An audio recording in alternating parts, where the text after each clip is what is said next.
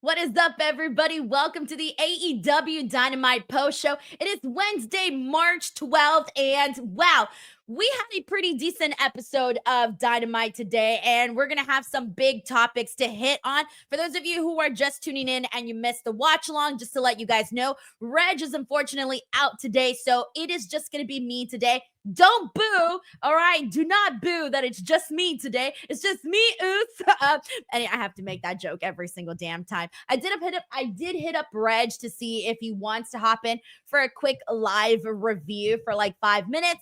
So we'll see if he ends up tuning in for that. But clearly he's running from the grind. But I'll be here to kind of cover Dynamite and talk about what went down. So it'll probably be a shorter post show than you're used to, but at least we'll be here to be able to talk about what went down on the show, because we had the start of the international title eliminator tournament, which led to the debut finally of Speedball Mike Bailey. So we had sort of been anticipating the debut of Speedball for quite some time. You know, we had heard rumblings that his contract was up with TNA at the end of last year, which was, or at the end of the year rather. So we had several months when we were like, okay, wow, where is Speedball? When is he actually going to debut? And he finally did. And you know who was there for that? Righteous Reg. Yeah, it's raining outside, you guys. It's crazy. Oh my God, What's Reg, up? I wasn't sure that you were going to pop up. Yeah, we can hear you. Oh, yeah, Dude, hey, it looks nice outside. Yeah, How it's did it nice. go at Dynamite? It was fun. Really good crowd seeing Speedball Mike Bailey. Come on, that's the only reason I came, Denise. How did they come across on TV? Hey, you're not supposed to know that stuff, Reg. No, what stuff? You know what stuff. I didn't say anything. I just said that's the reason I came. You were like, oh, Speedball Mike Bailey is here. That's why I came. Oh, stop. Everybody knows it was rumors. Everybody's talking about it today. Don't try to act like I'm breaking some news. All right, just making sure. All right. Okay, so you're in Fresno. You went out there for the show. You got to see Speedball Mike Bailey. We were just on that topic right now. That's the way to kick it off. How'd you feel seeing Speedball? How'd he do? It was awesome. I mean, a lot of people, the reason I say you can't say that I'm breaking the news, there was somebody with a sign out there. A lot of people were chanting before he came out. Like, this wasn't some big secret, Denise. Don't try to act like it was crazy. But yeah, no, it was awesome. It was like, I was remembering, I was like, yeah, Speedball was in TNA. A lot of these people would know who he is. It's not like when they get a wrestler from Japan, like a wrestler from somewhere else. Like, this is an American known wrestler, or an American wrestling. He wrestled in America. He's Canadian. But yeah, it was really dope. I liked that match a lot. How did you guys like the main event? It was kind of slow, huh? Yeah, the main event I didn't think hit as hard. I actually think it would have been so much better had it been the Beast Mortos and Mike Bailey. But they should have switched them.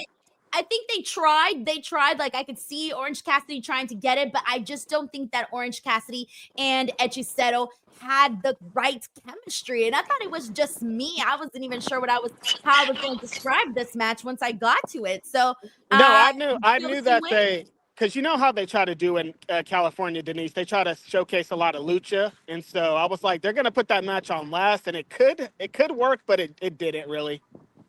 Yeah, they just didn't have chemistry is what I feel like for that. Was the crowd into it at all?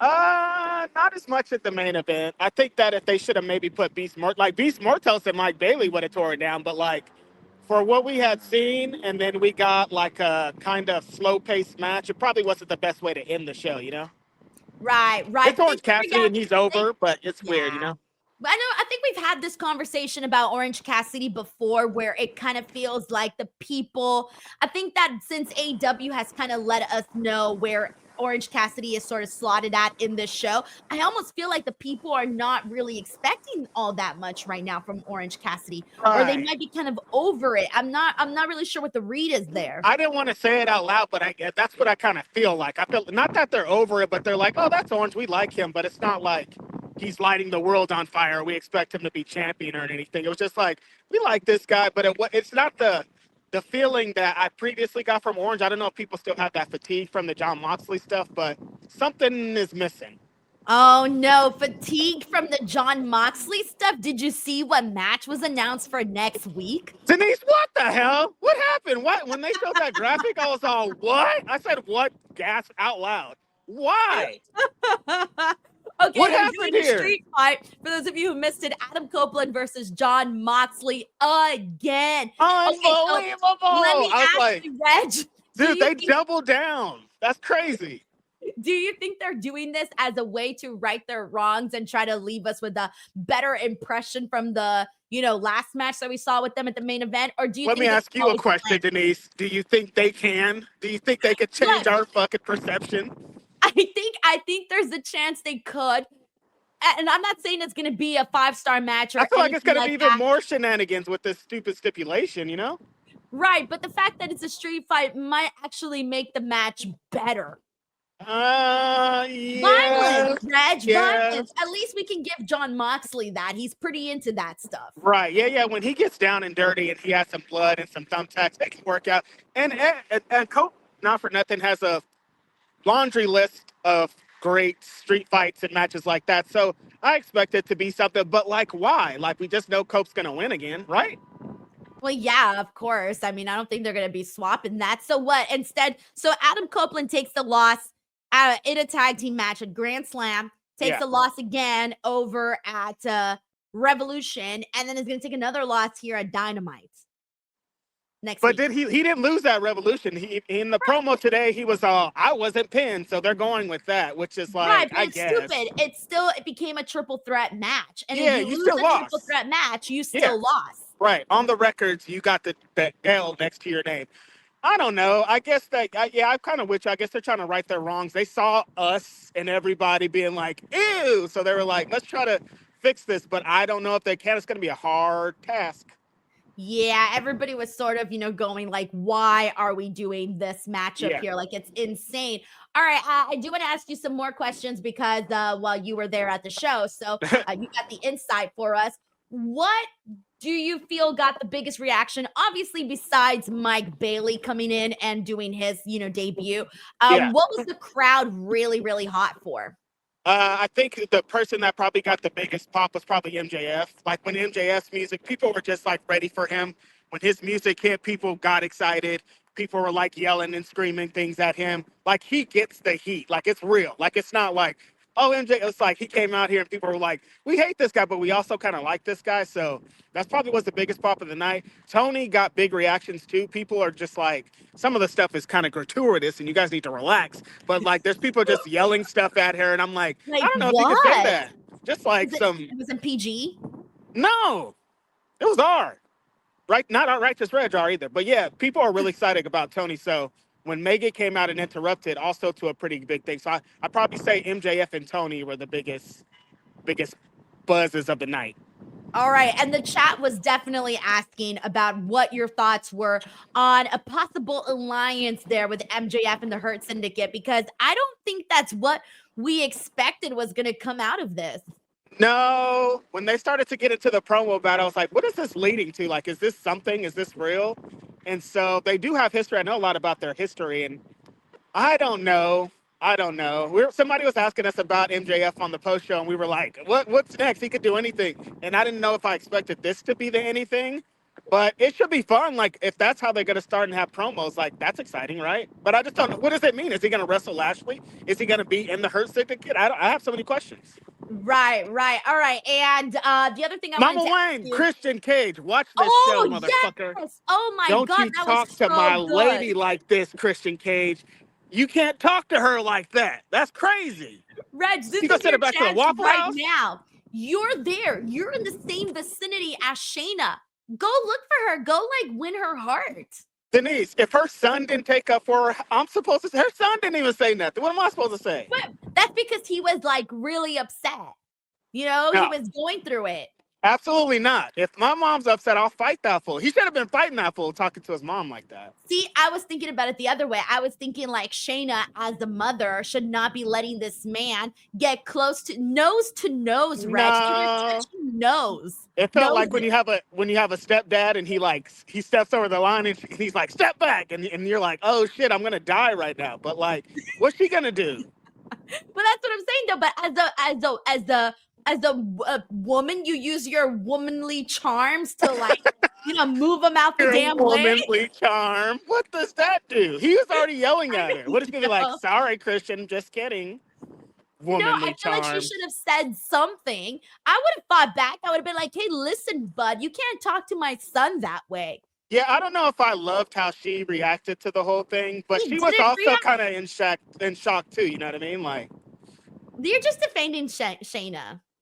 don't be talking about my girl. Like, she's already been dissed out of the park tonight by Christian Cage, and you're adding on Denise Salcedo?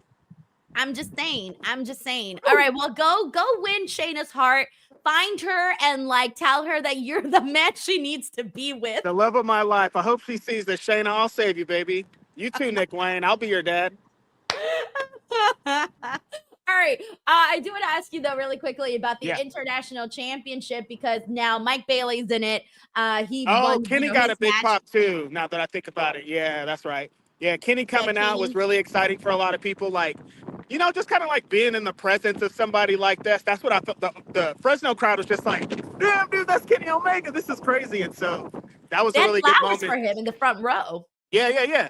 So this tournament, I think, is pretty exciting. I don't know if I know what's going to happen. I love Ricochet's promo talking about it. I think that he has a pretty good chance in this. But, I mean, we all know, like, it's just, like, going to be a great match for Kenny to win, right?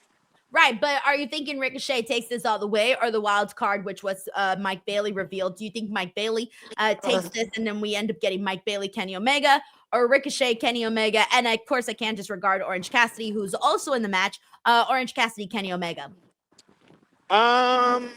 It's so hard because, like, I liked what they did with Mike Bailey. They had an interest. They had him show at the end of the show, like he's a lasting image. But, like, Ricochet has been so on fire, Denise, and, like, the promo tonight and just the way that he's moving. I'm like, it feels like this is his tournament to win. But I don't know. Like, Speedball is like, I'm such a big fan of Speedball. I'm like, I kind of want it to be Speedball. So I'm going to go with Speedball. Shit, I'm torn. I think it could be Speedball or Ricochet. Ricochet's fun. He's on another level right now. I don't know. He's getting there. He definitely is. But speaking of on another level, Will Ospreay. He did say he was going to be winning the Owen and made it very clear that he's coming for that main event spot at All In. As we all know, what the main event spot comes with, it's clearly going to be a shot at the AEW World Championship if he does win the Owen. That got me hella excited when you saw that. I keep having to change my list of who got the biggest pops because I'm like, damn, Ospreay got a big pop too. Like, it's kind of the same aura as Kenny Omega. It's like, damn, we're in the presence of greatness. You know what I mean? You could just like feel it in the air. And so he's so charismatic. And I continuously think about how we were like, is he going to be able to be an American TV wrestler? And I'm like, dude, he just like keeps shutting us down every single week. And so he feels like another main character here. And I hope that they do add him to the world title picture because it's just needed at this point. What else would you do with him, Denise? You can't send him, like, when he was talking today, I was like, maybe Okada come out and interrupt him, but that's not really the vibe, you know? Right. All right, Reg, it's starting to look like it's raining a little harder over there. My phone's wet. All right, I'm going to let you. I started to see the raindrop. Hey, I love y'all. Yeah, it's all good. Shout out to the people in the chat. Y'all are great. All right, bye, Reg. All right, peace. Bye. That's so funny. Reg is out there getting drenched. At first, I'm like, there's not really much water. Like, he's okay to talk a little bit more. And then as I see the water coming through his phone, I'm like, oh, okay, we need to go send Reg to go save himself there because clearly, his phone is going to get damaged if he sticks around there. All right. So with that being said, let's go ahead. We kind of covered, some of the major topics, obviously, with Reg, who was there at the show. But I do want to kind of go over a couple more of these and a little bit more in depth to give this show a fair review. We do got some super chats here, so I do want to make sure to get to those too. We got Heidi Ho here who says, had Wendy Chu wrestling on Evolve. Wasn't expecting that. Very pleasant surprise. Good to know, man. I keep forgetting that Evolve is on Wednesdays. I just keep forgetting. It's just not part of my normal routine. So I just just keeps escaping my mind. So thank you so much for letting me know. I didn't know she was going to be on that. Thank you, Heidi Ho. We got Luke Thornton here who says, great promo. Great promo here, Dynamite. finally feels like world champ scene is starting to be interesting with MJF and Hanger, Ospreay, Swerve, and Mox. Exactly. I feel like the second we're done with this Adam Copeland, John Moxley situation, like we need to start moving the hell on to something else because we are getting closer and closer to, we got a bunch of shows coming up. You got Dynasty, you got Double or Nothing, you've got All In. There are so many upcoming shows that I think for the most part, I don't want them to have John Moxley as AEW World Champion all the way through to All In. So I'm hoping we see a title change somewhere before that because I'm so excited about Will Ospreay hopefully winning the AEW World Championship at All In, but I don't want that to be against John Moxley. I want it to be against somebody else only because, like, here's the thing. Got to give it. Will Ospreay will have a freaking phenomenal match with anybody. And he will have a great match with John Moxley. I'm sure of it. But I think he will have an even greater match with somebody like Hangman Page or Swerve Strickland or, just, I don't know. I think right now I'm kind of feeling a little down on Mox only because of that main event and the Death Rider storyline that I'm a little bit like feeling like, I don't really know that's the direction I want to see this going. So that's why I do say that where I do want to see John Moxley drop the belt beforehand. We got, thank you so much, Luke. We got Roberto Arsenal here who says Ospreay Swerve at All In. Mox, take your vacation. All right, so clearly I'm not the only one here feeling that way. But no, I do feel like it's one of those things where the writing's on the wall. I mean, people are literally laughing or like they're laughing at the fact that we're getting this rematch at Dynamite next week, that we're getting Mox and Copeland all over again. And it really does feel like a redo, like a second try. And hopefully they do change the perception and leave us with a different image in our minds. But coming off of that Revolution event, man, it was just a very, very weak main event. So hopefully they can change the perception of that and we will see what they end up doing there today. But let's kind of run down the show here. And like I said, this will probably be a quick post show today. But we did hear from Kenny Omega. Like Reg said, Kenny Omega is definitely someone who is incredibly loved. And he basically just went out there and said that, the tournament, the international tournament that we are seeing right now is going to determine the next person who is going to face him. And he wants to be ready to face the best. So he was really just there to put over the international tournament. So I thought that was great just to see Kenny Omega say like, hey, man, this is important. But I think the other big thing that I want to note from this is that it looks really, really good to see Kenny Omega go out there with the international championship. I think a lot of us are under the assumption that at some point we are going to see that international and continental championship merge into one. And I know what you're all thinking, to form the new intercontinental championship, possibly. But that is basically what we got tonight from Kenny Omega. But with that being said, we'll move on. We got Katsuyori Shibata, Samoa Joe, and Hook, who took on Vinny Pacifico, Gabriel Ariels, and Ali Tisis. This was a very, very quick match. It was almost a squash, essentially, with, of course, the Ops getting the victory. Not too much to say. Shout out to Vinny Pacifico as well, who is somebody that is a very, very friendly guy. We've had him on the show on Busted Open a couple of times.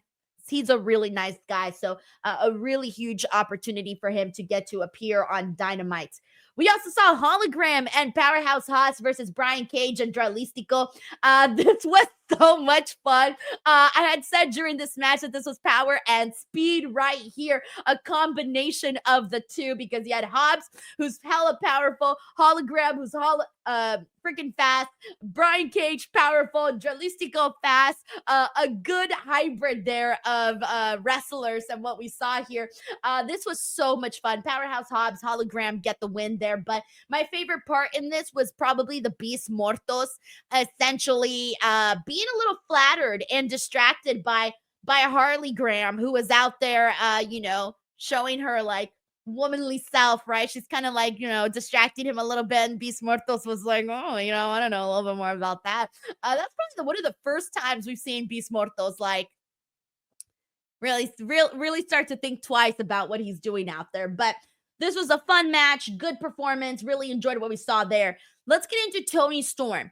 Toni Storm right now is coming off of one of the hottest feuds in AEW history. And no, I'm not reaching when I say that, because a lot of people that have been seen in the YouTube comment section, here on the chat, on social media, everybody has essentially been saying that Toni Storm and Mariah May had the best, if not the best, storyline in AEW history. So right now, Toni Storm is kind of riding on a different wavelength. The character is extremely over, as we all know.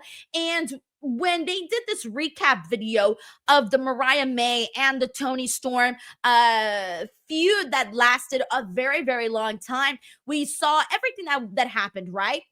I felt really sad seeing that culminate and come to an end.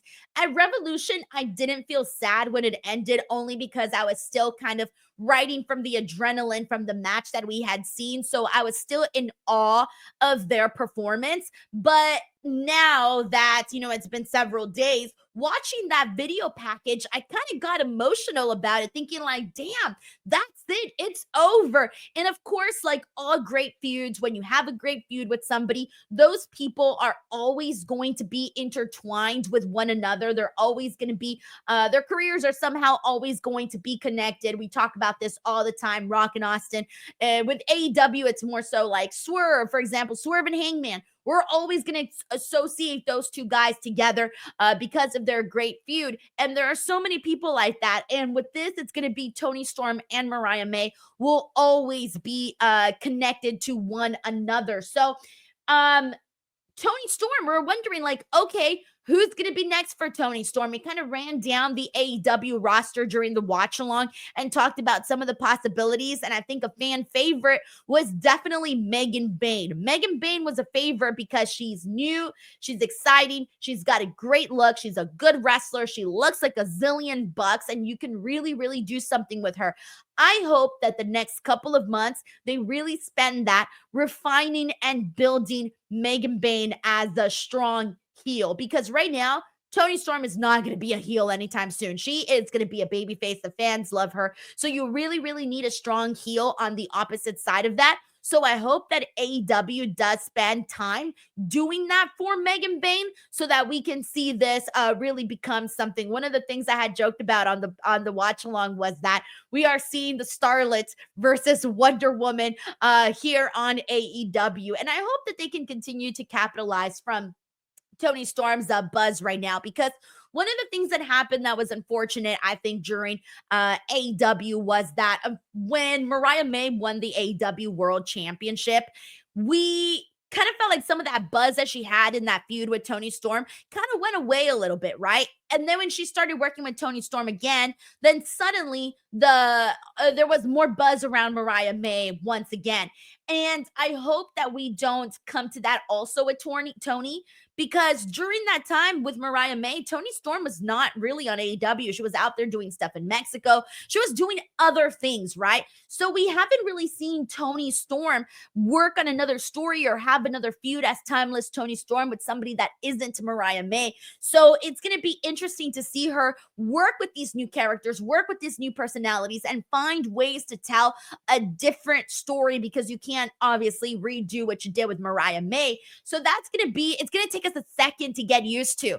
The way that I equate this to, it's like when you're done reading a really good book and you sit there and you're just like, damn, I can't move on from this damn book because I'm still stuck on it. I'm still thinking about it. I'm devoted to the characters and what I just read. And you're like in this world. And that's what they did. They sucked you into this world with Mariah May and Toni Storm. And it's going to take a second, because it was so good, it's going to take a second to kind of get out of it and shift focus. So Megan Bayne definitely has a big task ahead of her in getting the fans invested in that. Mike Bailey, as we mentioned, making his AEW debut. He defeated the Beast Mortos. One of the things that I said during the watch along was that this is a Denise match right here. I was so thrilled when I realized that we were going to be seeing Mike Bailey and Beast Mortos, because we all know that Beast Mortos works very, very well. He's a great base. So you know that he works well with people who move incredibly fast, especially because he himself, even though he's a meaty fella, he also moves very fast. We knew Speedball was going to get the win. It's not only his debut, but poor Beast Mortos could never get that big win. I've been saying this since he was in the Continental Classic, and even before that, I really hope that they give some more bigger wins to the Beast Mortos, because he's usually there to kind of put other people over and make other people look good and put on entertaining matches. But at some point, you got to make sure you reward that as well. But Speedball Mike Bailey came in here looking like $1 million bucks. 10 out of 10 performance. This match was laid out perfectly to make Mike Bailey look and stand out good. We had a couple of people here in the chat who were saying that it was their first time watching Speedball Mike Bailey. And you can't forget that. You can't forget that even though AEW caters to a very hardcore wrestling audience, that there is still a lot of people that may not have the opportunities to watch indie wrestling or haven't been watching indie wrestling, and so they probably missed out on some of Mike Bailey's work, or hell, they didn't see the work that he did on TNA, and so this is their first time seeing Mike Bailey, which is obviously, you know, the perks of being in a really big promotion like AEW or WWE. So very, very cool to see Speedball in here. He's definitely going to fit in very, very well. He's probably worked most of these guys already at some point in the indie scene, and there's still a lot of guys that clearly he has not had a chance to work with too, so that's going to be fun. We got Luke Thornton here who sends in a super chat. Thank you so much, Luke. He says, feels like Mercedes and Athena is being set for All In. That's what we want to see. I hope that we are, especially because we have been seeing Mercedes and Billy Starks have these backstage interactions. Billy Starks, as you guys know, has a history with Athena over on the Ring of Honor side of things. And so a lot of people are sort of predicting that this will be Mercedes's path eventually to Athena, with Billy Starks being that person, that glue that brings them together. So ooh, I definitely hope for it too. Thank you so much, Luke Thornton, for the super chat as well, man. That's really awesome for you. All right, let's see what else we got. We had MJF. Actually, before I get to that, let me get to the Christian Cage part. I'm going in order today. Usually I kind of hop around and talk about the biggest stories, but I'm going to go in order today. Christian Cage and Nick Wayne had this very, very intense face-off today. And for a while, the Christian Cage character, they really weren't doing that much. It was just kind of a reminder that, hey, this guy has the contract. And it was kind of getting like, oh, please, like, we don't want to see this contract thing anymore. And then everything that happened at Revolution, he goes in there, he cashes in, turns into a triple threat, and he gets beat by Jon Moxley, right? And so now we're like, all right, well, what's next for Christian Cage? At some point, we're expecting Christian Cage and Edge to reunite and have that become a thing. So, but here's the thing. In order for that to become something, in order for us to get back to Christian Cage and Adam Copeland and Edge and Christian and all of that, we got to break up the patriarchy. And clearly, they are making the steps in doing that right now, because today we saw Nick Wayne finally get irritated, finally stand up to Christian Cage, but it only lasted momentarily because Christian kind of got in his face, and the worst thing that he did was talk about his father, saying that his father didn't win championships like he did, saying his father wasn't a man the way that Christian Cage is, and all of the other things he said about his dad. And clearly that is a no-no, especially, you know, after your father's passed, and it's just so disrespectful, right? And Shayna, for a moment, she tried to step in, but she really couldn't do or say anything. And Nick Wayne kind of just took it. He just took it. But you can tell that the whole time his anger was brewing internally at the things that Christian was saying. So I hope that Nick Wayne has the moments where, I hate to say it, someone said it in the chat earlier, so it's kind of stuck in my head now, that his balls drop and he goes out there and he F's this dude up, because you cannot have somebody talking about your father and you not going out there and defending his honor. It's kind of like the situation we saw with Hook when we wanted to see him defend Taz after all of that crazy shit that happened with Chris Jericho, right? And Chris Jericho shoving his dad. I get it. He's a young man, but he is still a man and has to come to the aid of his father. And mind you, Taz was alive and, but he has a lot of injuries, couldn't defend himself, older dude now. Cool, got it. But with Nick Wayne, I want to see him get his opportunity over over Christian Cage. So we'll see what happens there. But that got really intense, man. It really, really did. It was one that had me like really invested there. MJF. He goes out there and cuts the promo. And before he really says anything, he's kind of talking a little bit about Revolution before he really gets too much. He's quickly interrupted by MVP. And some of you are going, what? MVP? What do you mean MVP? MVP kind of runs down a little bit of his past with MJF, and he starts talking about how they knew each other, and MJF gave him a ride at one point, and during that ride, he was asking MVP all of these questions about the business, and MVP was very impressed by him. And from the looks of it, MVP wants to I don't know if he wants to bring him into the Hurt Syndicate or if they want to form some sort of alliance. I'm not really too sure because, MJF doesn't really fit in with the Hurt Syndicate. So I'm like, what is happening here? Like, this was not what I was expecting with MJF. But here's the thing, though. I'm intrigued by it. The fact that I wasn't expecting it is making me want to see it. I want to see what the dynamic between MJF and the Hurt Syndicate would be. Again, because it was not something that I, expected. It wasn't the storyline that I thought MJF was going to go into. And it leads me wondering, are we going to see something with Bobby Lashley and MJF? Because if so, I'm interested in that too. So we'll kind of see where we go from there. But that's where we're at right now with MJF and the Hurt Syndicate. Max Caster goes out there and he does his open challenge, and these are great now. At first, I was not really feeling them. Now I kind of think that they're really fun because Max Caster is essentially getting his ass kicked each and every single week. And so Max Caster issues his challenge, and Konosuke Takeshita, who's clearly pissed off that he just took a loss to Kenny Omega, lost his championship, is not in a good place right now. He goes out there and basically whoops Max Caster's ass. But my favorite thing was that he essentially had him beat with a right hand, but he decided to keep the match going and then hits him with a Michinoku driver, and then that was the end of it. I liked the fact that he basically said, I'm not done with you. You're going to be done when I'm done with you.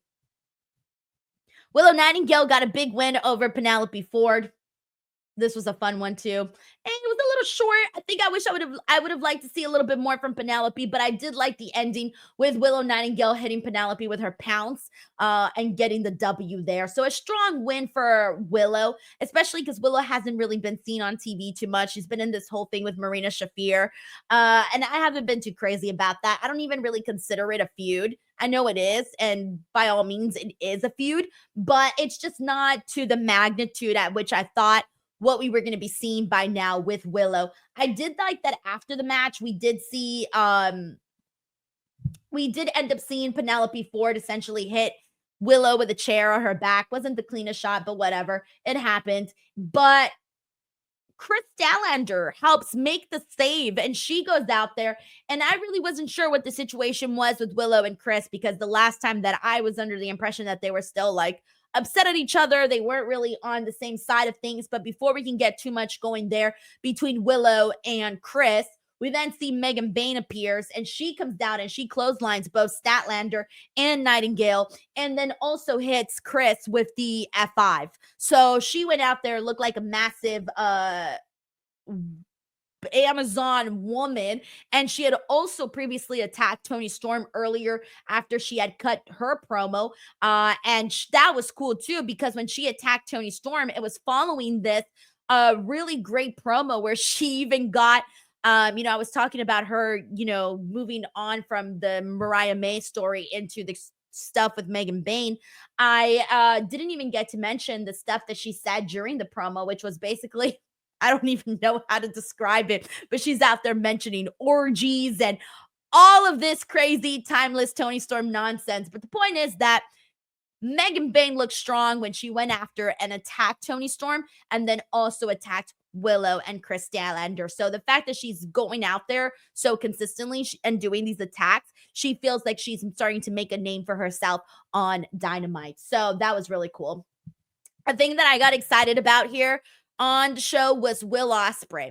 Will Ospreay coming after a match that had a lot of people talking on social media, some good, some bad, but the point is that they were talking about Will Ospreay.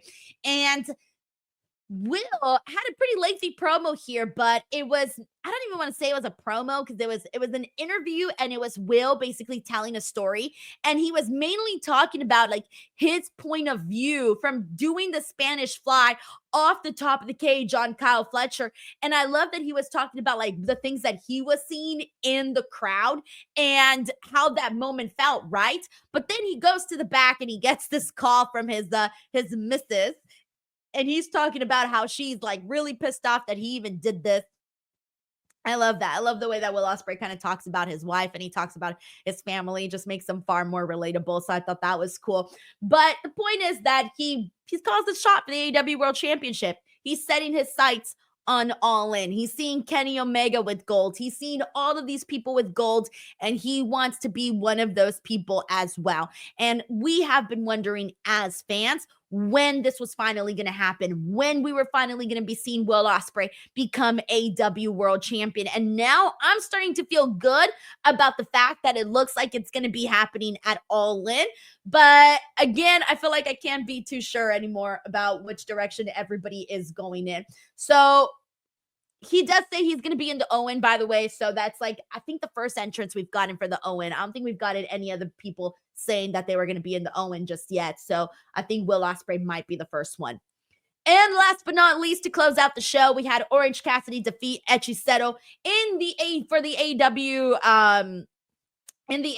International Title Eliminator Tournament. Holy shit, that is a long ass name to say. Very, very long.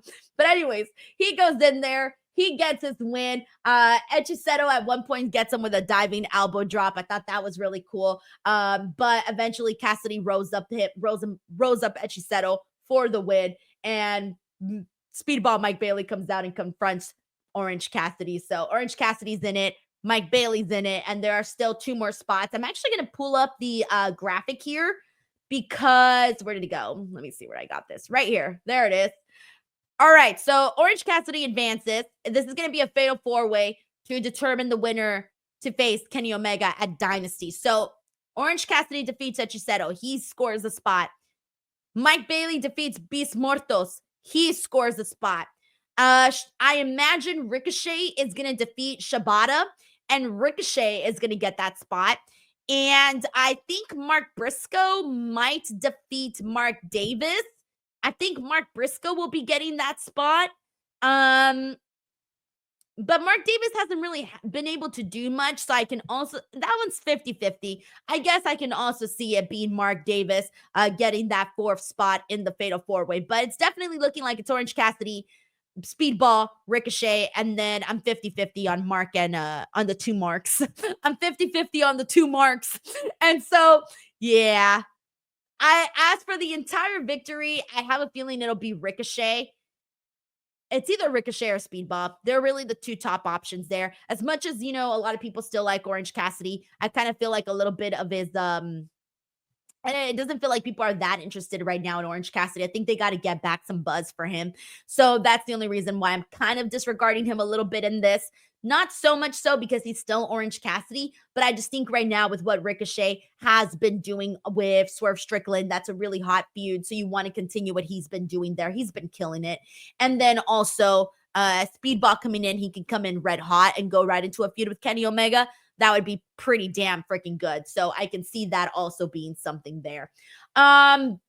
But yeah, everybody, there you go. That was AEW Dynamite for today. Thank you so much to everybody who stuck around for both the watch along and the review. I seriously thank you guys for that. I know our reviews are a little bit different today because Reg was at the show, but I hope that you guys still had a good time chatting some Dynamite. And of course, we'll be back to our normal show the way we normally do it next week. But in the meantime, I will be back Friday for the SmackDown watch along. I may or may not be doing a gaming stream tomorrow for WWE 2K25. I'm still debating to see if I'm brave enough, see if I even want to do one. I feel like I should, but it's kind of like I'm struggling a whole lot with the game because I'm not a gamer, so I'm kind of struggling. I am going to be posting a video tomorrow of me playing the game, and I'm a little bit nervous about it because I'm not even sure what people want to see in this video. So I'm just going to put it up how I see fit and see what you guys say. So make sure to check it out. However, do not roast me. There are some tweaks that I'm going to make the second time around that I shoot 2K25 content, WWE 2K25 content. So keep an eye out on that because, you know, we'll see what happens there. And that's pretty much it for this week, everyone. Make sure to check out the content that's been posted. I recently did an interview with Scott D'Amore. That's up here on the channel. I got a ton of interviews from Queen of the Ring. That's up on the channel. Check that out too. And then also the big one was the big interview that I did with Stephanie Vaquer. And she just made history last night on NXT. So if you guys want to check that out too, that is also up here on the channel. So lots and lots to see. Reminder, SmackDown will be on earlier for those that want to watch it in the international feed, which is what I will be doing.